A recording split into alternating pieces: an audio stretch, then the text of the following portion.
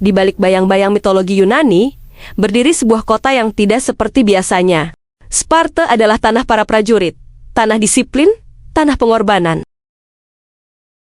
Sekitar abad ke-10 sebelum Masehi, di wilayah Peloponnesos bagian selatan, bangsa Dorian menetap dan membentuk sebuah kota. Mereka menamainya Sparta. Namun Sparta bukanlah kota biasa. Ia dibangun bukan dari emas dan seni, tapi dari darah dan juga besi.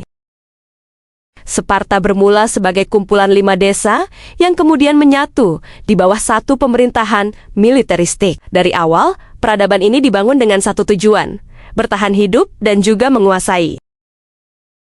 Namun, berbeda dengan Athena yang merayakan filsafat, Sparta justru memuja kekuatan dan kesederhanaan. Apabila ada anak lelaki Spartan yang terlahir cacat, mereka akan dibuang dari tebing Taygetos.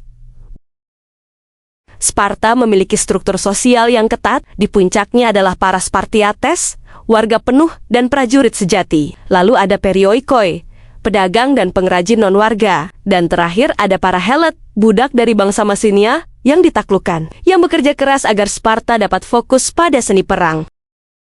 Pemerintahan Sparta dipimpin oleh 2 raja. Mereka berbagi kekuasaan. Satu memimpin perang, satu menjaga rumah, didampingi Dewan Tetua, Gerusia, dan Efor, 5 pengawas yang menjaga moral dan hukum.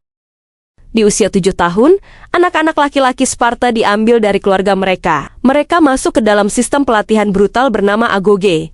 Tidur di tanah, makan seadanya, bertarung tanpa ampun.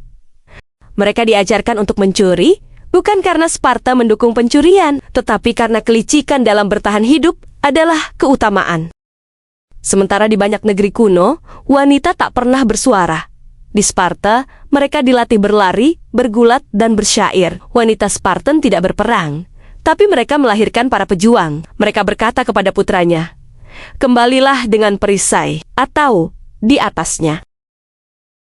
Tahun 480 sebelum Masehi, Raja Persia, Xerxes, membawa jutaan pasukannya ke Yunani untuk melawan pasukan Sparta. Berdirilah 300 prajurit Sparta di Thermopylae, yang dipimpin oleh Raja Leonidas. Bersama pasukan Yunani lainnya, mereka menahan pasukan Persia selama 3 hari. Meski akhirnya gugur, perlawanan mereka menginspirasi seluruh Yunani. Sparta bukan hanya kuat secara fisik, tapi juga secara jiwa. Tahun 431 sebelum Masehi, 2 kekuatan besar Yunani bertabrakan. Sparta dan Athena berperang dalam Perang Peloponnesos. Dengan disiplin dan strategi darat, Sparta menang, mengakhiri kejayaan Athena. Namun, kemenangan ini datang dengan harga mahal. Sparta, meski berjaya, gagal beradaptasi. Penduduknya terus menurun, terlalu fokus pada peperangan, dan menolak perubahan. Pada tahun 371 sebelum Masehi, mereka dikalahkan oleh Thebes di pertempuran Leuctre. Itu menjadi awal dari akhir. Ketika bangsa Romawi datang, Sparta tinggal bayang-bayang kejayaannya. Tidak lagi ditakuti, melainkan hanya dikenang.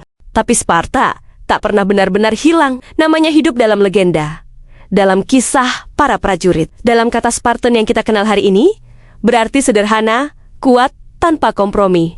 Dalam dunia yang sering mencintai kenyamanan, Sparta mengingatkan kita bahwa kebesaran kadang lahir dari penderitaan, bahwa kekuatan sejati bukan hanya otot, tapi tekad yang tidak pernah padam. Dan tahukah kamu, Sparta lebih dari sekadar kota, melainkan ia adalah ide, dan ide tak pernah mati.